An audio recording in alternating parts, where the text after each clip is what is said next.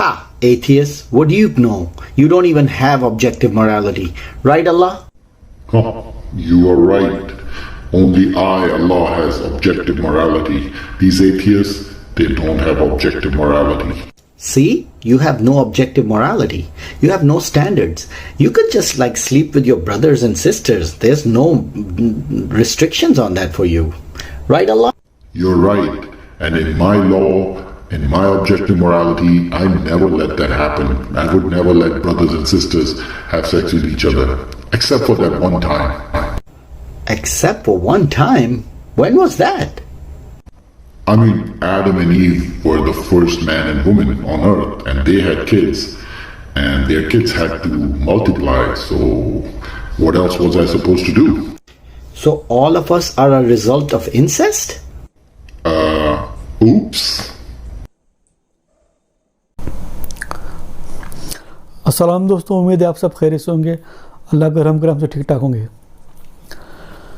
ये वीडियो आपने जो देखा है अभी, ये ऑब्जेक्टिव मोरालिटी के ताल्लुक से जो सवाल किया गया है, और ये जो सवाल जिसने किया है वो एथियस्ट एग्नोस्टिक बेयकीन है। इनका एक ऑफिशियल चैनल यूट्यूब पे है जो चलता है, जो अक्सर इस्लाम के ताल्लुक से सवालात करते हैं और वीडियो बनाते हैं। हाल ही में इन्होंने एक वीडियो बनाया था कि लोग एथियस्ट को, एग्नोस्टिक को कहते हैं कि आप लोग रिलेशनशिप को नहीं मानते हैं, आप मानते हैं कि इंसान बंदरों के नस्ल से आगे बढ़ा और इंसान बना, तो आप अपने भाई बहनों के साथ भी सो जाते हैं।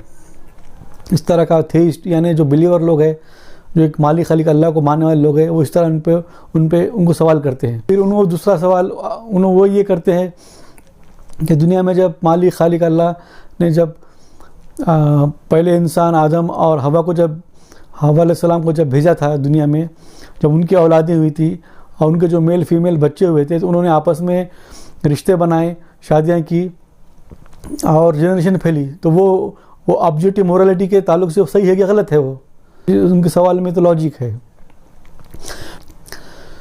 तो ऑब्जेक्टिव मोरालिटी, जो मोरालिटी होती है यानी इंसान की सही गलत का एक जो अंदाज़ा, सही समझ होती है।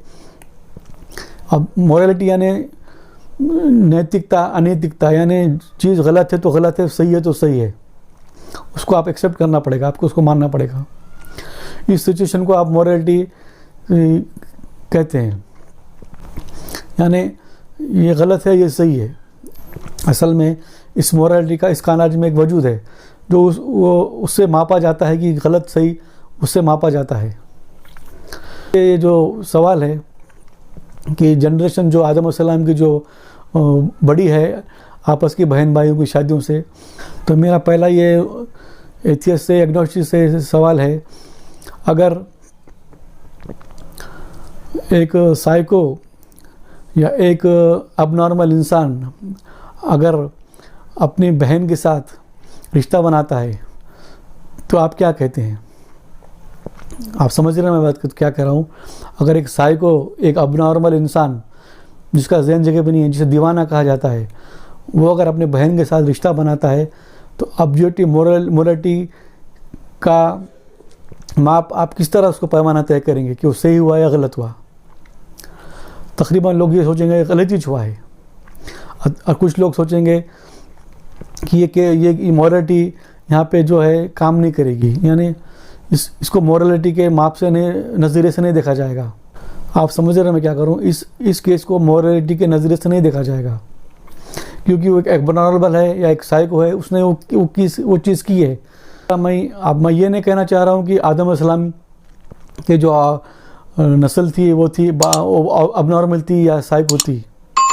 मैं ये बताना चाह रहा, जब आदम अलैहिस्सलाम जब दुनिया में आए, उनकी माँ हवा जब दुनिया में आए, जब उनकी औलादें हुई, तो शुरू में यही तारीख़ में लिखा है कि उनको दो लड़के हुए हैं, जिसे हाबिल और काबिल नाम दिया गया है। अब उनकी नस्ल किस तरह बढ़ी, फिर आदम अलैहिस्सलाम को कहा जाता है कि दो लड़कियां हुई। अब वो लड़कियां उन लड़कों की बहन थी, लेकिन देखा जाए तो जोड़ा अल्लाह ताला ने जब दुनिया में उतारा आदम अलैहिस्सलाम को, तो उनकी शादी नहीं हुई थी, ना उनको कोई शादी का जिक्र है, लेकिन वो जोड़ा थे, अल्लाह ने उनको जोड़ा बनाया था। वो जोड़ा जो है शादी से भी अफजल एक जो रिश्ता होता है, वो उस पैमाने पे अगर देखा जाए तो एक जोड़ा था। अब उनके जो औलादी हुई 2 लड़के हुए और बाद में जो फीमेल लड़कियां हुई, लेकिन जब वो पैदा हो रहे थे तो सिर्फ जोड़े के हैसियत से पैदा हो रहे थे।